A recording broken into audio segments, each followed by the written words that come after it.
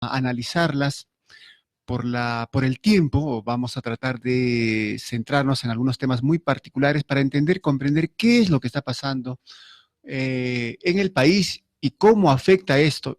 Y generalmente cuando hablamos del país, estas decisiones e imposiciones que se toman desde Lima capital y más aún desde el gobierno central, tanto el legislativo como el ejecutivo e incluso el poder judicial, cómo afecta a las regiones del país y particularmente sobre lo que se vivió en los años 80 y 90, nos referimos a la violencia sociopolítica de los años 80 y 90, cuyos responsables son desde los grupos de estos grupos extremos, e igualmente, cuando se habla de terrorismo, la participación del Estado, y ahora, actualmente, cuando se habla de una organización política que pretende reescribir la historia cuando nosotros, ustedes, estimados y estimadas oyentes, hemos vivido directa e indirectamente lo que ha significado los años 80 y 90. Para analizar este punto está en estudios el docente de la Facultad de Ciencias Sociales,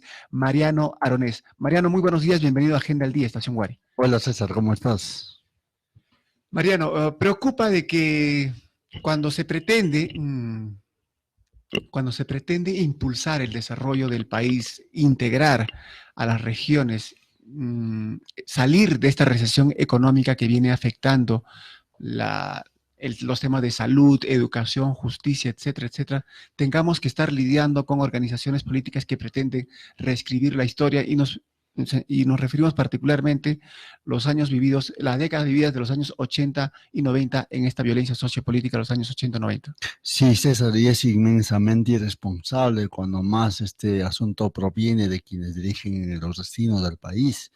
Un país que desde el 2000 ha estado apostando más bien por reescribir esta historia en aras de una nueva inclusión social que, como comprenderás, siempre ha sido una demanda desde el interior del país. Hemos vivido 20 años de violencia social y política, y todo esto pues no es sino, repito, una postura inmensamente irresponsable, porque en vez de pensar ya en otros temas tenemos que seguir hablando, por ejemplo, de las secuelas de la violencia política y particularmente de esta tendencia de un sector de la política del país de querer seguir insistiendo en una sola verdad, cuando todos sabemos que la historia de la violencia no es sino las historias de la violencia política. 20 años de violencia sociopolítica en los años 80 y 90, 30 años esperando justicia, muchos familiares que esperan a sus esposos, hijos e hijas, con la esperanza de pronto, si en aquella época desaparecieron, con la esperanza de que vuelvan, pero obviamente haciendo una cruda realidad, lo más probable es que hayan sido asesinados. Sí, independientemente de eso, necesita el país pues decirse a sí mismo qué es lo que pasó. Como tú bien dices, son más de 30, 35 años de permanente espera, de esa demanda permanente de querer, de preguntar al Estado qué realmente ha pasado. Hubo un esfuerzo institucional, en De este caso, personas. pero también me refiero al trabajo de la Comisión de la Verdad y Ajá, ajá, Reconciliación ajá. y el informe que elaboró, un informe que ha sido reconocido incluso internacionalmente como uno de los mejores documentos elaborados sobre el conflicto armado interno. Sin embargo, como recordarás, como hemos visto en todos estos años, estos sectores de la política en el país han querido negar ese documento, ni siquiera tomarlo siquiera como una referencia que haga pensar el país en aras, repito, de un encuentro luego de haber vivido 20 años de violencia política. 30, 40 años de esperando justicia y algunas personas emblemáticas como Mamá Angélica en ese proceso de búsqueda de justicia perdió la vida. Incluso, sí, pues tuvo bueno, perdió la vida, ella nos dejó en esa permanente búsqueda de su hijo, pero a la vez que simbolizó la búsqueda de estos casi 20.000 desaparecidos que según la instancia esta del Ministerio de Justicia, que encargada de registrar las desapariciones en el Perú, ha establecido, César. Eso en verdad es preocupante, es decir, no podemos como sociedad seguir viviendo con una piedra en el zapato. Necesitamos sacar esa piedra en el zapato. Sin embargo, repito, hay sectores de la clase política que no quieren enfrentar ese reto, Tomando estimado como César. experiencia lo más reciente del siglo pasado, a inicios de la Primera y Segunda Guerra Mundial, para no volver a repetir eso, se han constituido, se han creado espacios como estos museos o algunos espacios que permite tomar conocimiento y mantener viva la memoria de lo que se vivió entonces. Y otros países donde se vivieron dictaduras, así como conflictos vividos en el país, han tratado también de recuperar esos mismos espacios de memoria. Y aquí tenemos, por ejemplo, como el lugar Lugar de de la la memoria, memoria de el lugar de la Ambassade. memoria, al igual que en Lima y Sí, otros espacios. sí, Y sin embargo, sí. existen organizaciones políticas que con el antecedente, en el caso particular de estas experiencias militares, quieren amedrentar no solamente a la persona, a la institución y a la sociedad en general. Hay dos cosas, ahí quiero hablar de dos asuntos, César. En primer lugar, no nos hemos puesto a pensar seriamente en lo que significa la desaparición de personas, porque este acto, muy aparte de las muertes que todo conflicto armado genera, son condiciones bien difíciles que debe de ser pensado, trabajado. No es lo mismo tener un familiar muerto que un familiar Uh -huh. desaparecido. El familiar desaparecido necesita un lugar donde pueda simbolizar el lugar de la desaparición. En Ayacucho eso se ha planteado con el lugar, perdón, con convertir la hollada en un lugar de la memoria. Ha habido mucha reticencia de parte de instituciones del Estado, pero aún así organizaciones como ANFACEP siguen batallando para que eso sea así.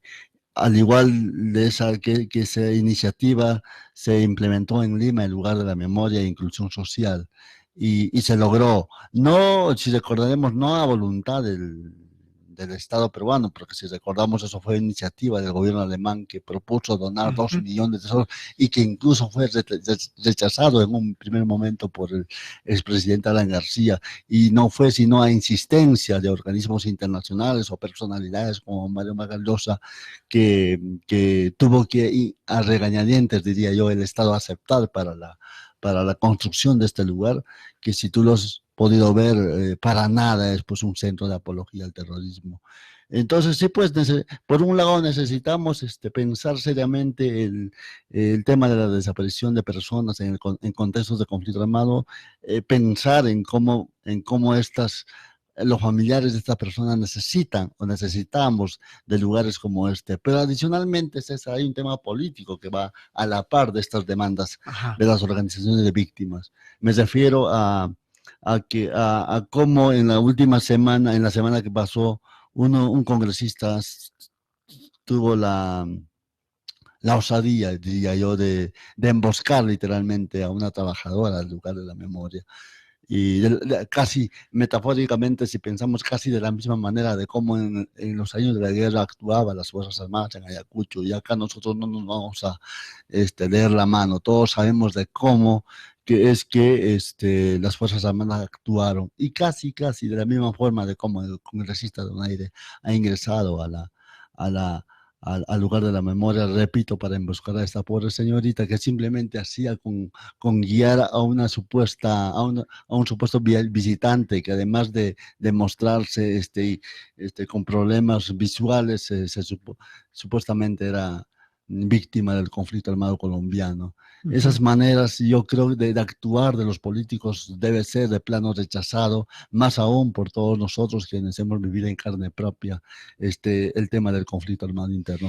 Y en Pero este caso particular, Mariano, como que estamos separando a este político. Es parte del Estado, estamos hablando de un congresista de la República, es decir, pareciera una práctica del Estado, en este caso del Poder Legislativo, esto de estar interviniendo de esa manera. Y digo del Estado porque recordarás en la época como estudiante universitario, cuando ingresaban, por ejemplo, militares claro, supuestamente como estudiantes claro. libres en cada una de las escuelas. Camuflados, encapuchados, simulando ser otro tipo de personas cuando en verdad te estaban persiguiendo. Es la misma, por eso digo, me llama la atención a mí como antropólogo ver la forma de cómo el congresista Donaire se haya presentado en el lugar de la memoria, más aún cuando tú dices viniendo de un congresista que no representa al Estado. que representa al Estado. Es decir, el Estado nuevamente está atentando contra la memoria, no solamente contra la dignidad de esta trabajadora, en verdad, con quienes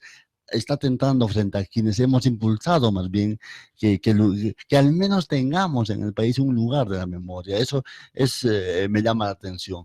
Al mismo tiempo tengo que llamar la atención que esto, César, se escribe en un libreto político, en el libreto fujimorista que permanentemente ha estado pugnando por recuperar o por reimponer su memoria salvadora de los años 80 y 90. Esa memoria establecida por Vladimiro Montesinos y Fujimori, en el cual se nos decía de que solamente ellos y los únicos habían sido los salvadores de la tragedia en el país, negando las otras historias, porque yo como antropólogo y como que he estado estudiando estos temas, yo más bien hablo de múltiples historias, de una historia compleja, César, como para fácilmente pensar este tema desde los buenos y los malos. No, sí, no ha sido así. En el trabajo de investigación que permanentemente realizo, César, me, he, he conversado, he intercambiado mesa, he sido acogido en casos de ex senderistas, de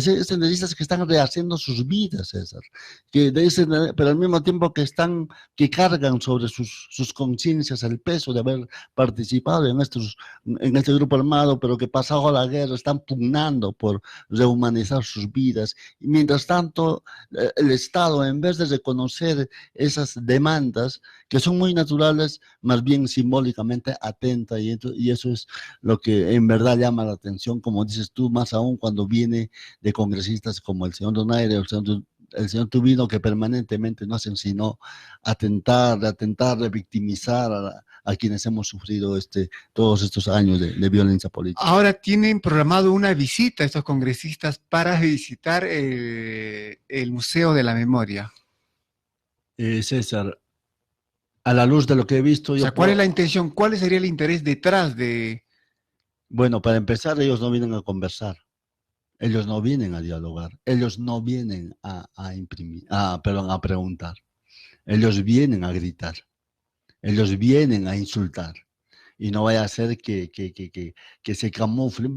Bueno, no se van a poder camuflar porque la visita va a ser pública. Sin embargo, usan estrategias como el de ponerte palabras en la boca. No obstante, esa prepotencia que puedan mostrar en su momento cuando pretendan establecer una comunicación dependerá también de aquellas personas que se encuentren en ese espacio para decirle un momentito, si usted está acá, diríjase en el marco del respeto. Yo me permito recomendar, César, tomando en cuenta los antecedentes del señor Donaire, ya he dicho que no conversa, que no dialoga, que no pregunta, sino más bien grita. Yo más bien apostaría que ANFACEP, que es el propietario de este lugar de la memoria, dicho sea de paso, es una institución privada, se reserva el derecho de admisión. Simplemente que no se le reciba. Y más bien que la supuesta visita, que ojalá no se haga, y si es que se hace, se convierta más bien en un acto de protesta, como un acto de dignificación de esta señorita que en su persona pues hemos sido nuevamente atentados en nuestra condición de personas y sujetos de derecho que permanentemente exigimos y demandamos justicia, verdad, reparación y todo lo que tiene que ver con procesos postconflictos. No obstante, no se ha tomado conocimiento de ningún pronunciamiento de parte del Ministerio de la Mujer y o poblaciones vulnerables frente a este hecho que ha afectado emocional, psicológica y emocionalmente a esta joven, ni de la propia ministra de Cultura. Porque hemos estado sospechando de que el gobierno del señor Vizcarra obedece a un pacto con el fujimorismo. Y esto que sucedió en el lugar de la memoria, César, es el develamiento de ese pacto.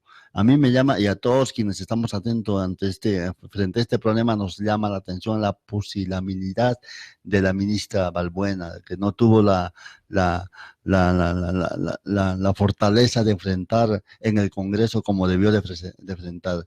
Retomó las palabras de la historiadora Cecilia Méndez, que dice que no es tiempo para algo así como para posiciones intermedias. Acá necesitamos tomar una posición, es decir, necesitamos decir, ¿estamos o no estamos? ¿Hacemos o no hacemos? No estamos para momentos tibios, para espacios tibios, para digamos, estar condescendientes con el gobierno, porque, repito, esto no es sino la constatación de una, es una parte más del libreto fujimorista que, como digo, está permanentemente pugnando por reimponer esa memoria salvadora de los años 90. Pasó lo mismo con la Comisión de la Verdad, César. El fujimorismo nunca aceptó y nunca acepta ese informe. Es más, sutilmente incluso han aprobado decretos de amnistía, que el premio que Mario Vargas Llosa incluso lo tildó como una amnistía apenas disfrazada, con un decreto, no me acuerdo el número, que a través del cual se pretendía suavizar las condenas de los militares. Y esto no es sino parte de ese paquete programático que tiene el Fujimorismo para nuevamente decirnos que ellos y solamente ellos han derrotado a la subversión. En su memoria salvadora no están los comités de autodefensa, César, no están las organizaciones de víctimas, no están las organizaciones sindicales. Acá hay muchos dirigentes sindicales que perdieron la vida. Me recuerdo mucho de Alcides Palomino, dirigente del SUTEP, asesinado a manos del ejército. Está Perfecto Ramos, está la ex alcaldesa de Leonor Zamora, que también murió defendiendo a las organizaciones de víctimas. Entonces, esto es, en esa memoria salvadora, esas historias no cuentan. Tampoco cuentan pues las poblaciones aldoandinas que enfrentaron al Sendero Luminoso. Esas múltiples historias no se quiere incorporar, no se quiere reconocer. Y repito, más bien están pugnando porque se diga que se piense la guerra desde dos puntos de vista, desde los buenos versus los malos. Ujú. Los militares quieren ser los buenos. Además, me atrevería a decir, al mismo tiempo es una estrategia política, si te das cuenta. Yo siempre he pensado que el fujimorismo necesita tener un enemigo Ujú. para legitimar su presencia. Y 7 de la mañana con 30 minutos. En los siguientes minutos, Mariano, vamos a tener que analizar, relacionar cómo afecta al ciudadano, a la ciudadana de la región de Ayacucho, y tú que has estado al interior de las provincias de la región de Ayacucho, ¿cómo debería entender, comprender, o es que estos problemas que están pasando deberían sencillamente no merecer la atención y el cuidado que un analista, que un intelectual, más aún un egresado de una universidad, lo ve con mucha claridad? Volvemos con más en Agenda al Día. Estación Wadi.